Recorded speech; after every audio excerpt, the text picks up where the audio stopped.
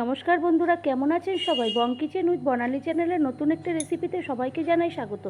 আমি আজকে যে রেসিপিটি করব সেটি হলো কচু ফুল আর কচু পাতার ভর্তা। তার জন্য আমি নিয়েছি কচু ফুল, কচু পাতা, শুকনো লঙ্কা, কালো জিরা, কচু ফুল ও কচু পাতা, লঙ্কার গুঁড়ো, পেঁয়াজ, রসুন, লঙ্কা, কাঁচা লঙ্কা, নারকেল কোড়া, চিংড়ি মাছ, চিনি, এইগুলো নিয়ে আর নিয়েছি চীনাবাদাম।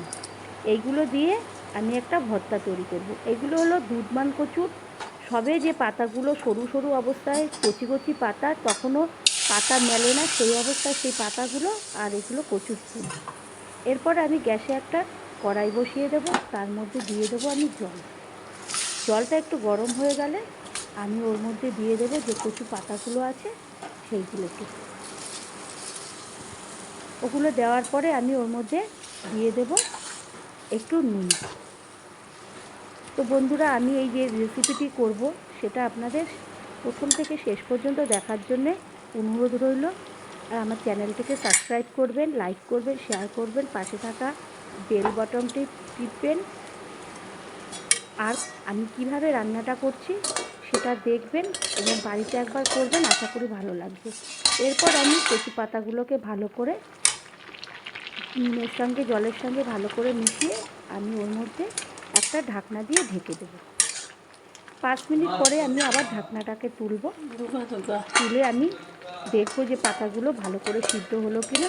আমি খুন্তি দিয়ে দেখছি যে এখনও কিছুক্ষণ লাগবে ওটা সিদ্ধ হতে। তখন আমি আবার ভালো করে নাড়াচাড়া করে ওগুলোকে এক জায়গায় করে দিলাম যাতে আরও তাড়াতাড়ি সিদ্ধটা হয়। এরপর আমি ঢাকনাটা দিয়ে আবারও ঢেকে দেবো। আবার 5 মিনিট পরে আমি যখন তুলবো দেখব পাতাগুলো মোটামুটি সিদ্ধ হয়ে গেছে।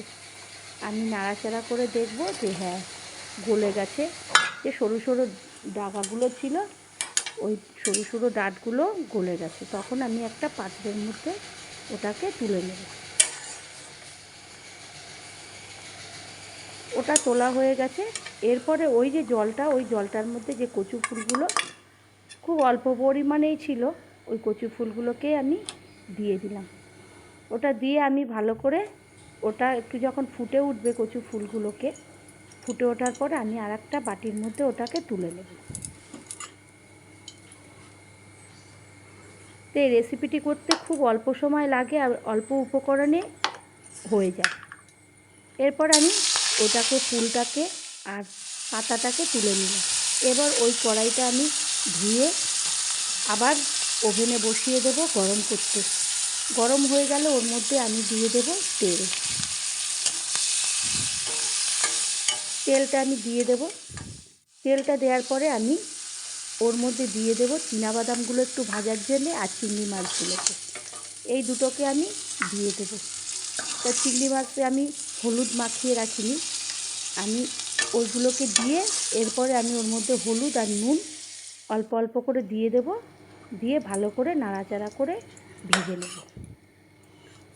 ওই দুটোকে নাড়াচাড়া করব, চীনাবাদাম আর চিংড়ি মাছ নেড়ে চেড়ে যখন ওগুলো ভালো করে হয়ে যাবে তখন আমি ওগুলোকে একটা পাত্রের মধ্যে তুলে নেব।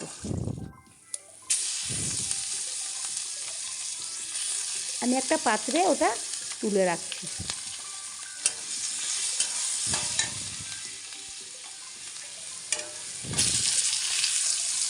আমি তুলে রাখার পরে ওর মধ্যে আমি কালো জিরা আর শুকনো লঙ্কাটাকে ফোড়ন দেব। এরপরে আমি একটু তেল দিয়ে দেব। তার জন্যে আমি তেল দিয়ে নিলাম, ওগুলো তুলে নিয়ে এরপরে আমি কালো জিরা আর শুকনো লঙ্কা ওর মধ্যে ফোড়নের জন্য দিয়ে দেব। ওগুলো যখন ফোড়নটা ভালো করে লাল লাল হয়ে যাবে, লঙ্কাগুলো ভালো করে ভাজার পরে আর কালো জিরাটা একটা ফোড়নের গন্ধ বেরিয়ে আসবে, তখন আমি ওর মধ্যে দিয়ে দেব কুচানো রসুনগুলো। রসুন কুচানোটা আমি দিয়ে দেব। দিয়ে ভালো করে নাড়াচাড়া করব।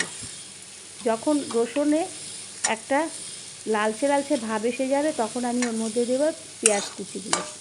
পেঁয়াজ কুচি দিয়ে আমি আবারও ওই রসুন, কালো জিরা, শুকনো লঙ্কার সঙ্গে ভালো করে নাড়াচাড়া করে নেব। নাড়াচাড়া করে লাল লাল করে যখন ভাজা হয়ে যাবে আমি ওর মধ্যে দিয়ে দেব নারকেল কোড়া। নারকেল কোড়াটা যেহেতু শুকনো মতন, সেই কারণে ওটা একটু তেলটা চুষে নেবে। এরপরে আমি ওর মধ্যে একটু সামান্য তেল দিতে হবে আমার। তেলটা দিয়ে নেব ওইটা ভাজার জন্যে। নাড়াচাড়া করে আমি এর মধ্যে দিয়ে দেব নুন, হলুদ আর লঙ্কার গুঁড়োটা আমি একটা প্লেটের উপরেই রেখে দিয়েছিলাম, কারণ একই সঙ্গে তো সব হবে, ওর জন্য এক জায়গায় রেখে দিয়েছিলাম। এরপরে আমি একটু তেল দিয়ে দেবো, কারণ তেলটা একটু শুকনো শুকনো মতো কড়াই মশলাগুলো হয়ে গেছিলো। আমি তখন ওগুলোকে দেওয়ার পরে আমি এরপরে দিয়ে দেবো যে লঙ্কা চেরাগুলো ছিল, কাঁচা লঙ্কা, ওগুলোকে। আর একটা ঝাল ঝাল এটা হবে, ভর্তা যেহেতু ঝাল না হলে ভালো লাগবে না খেতে। এরপরে ওটা যখন হয়ে যাবে, কাঁচা লঙ্কাগুলো আমি ভালো করে দেওয়ার পরে এরপরে আমি এর মধ্যে দিয়ে দেবো চিনি। চিনিটা দিয়ে আমি আবারও ভালো করে নাড়াচাড়া করব মশলাগুলোকে। মশলাগুলো যখন কষানো হয়ে যাবে, কাঁচা গন্ধটা চলে যাবে, একটা ভাজা ভাজা হয়ে যাবে, তখন আমি ওর মধ্যে দিয়ে দেব যে কচু পাতাগুলো ছিল, দুধমান কচুর, সেই পাতাগুলোকে দিয়ে দেব। পাতাগুলো দিয়ে আমি এবার ওই মশলাগুলোর সঙ্গে ওই পাতাগুলোকে ভালো করে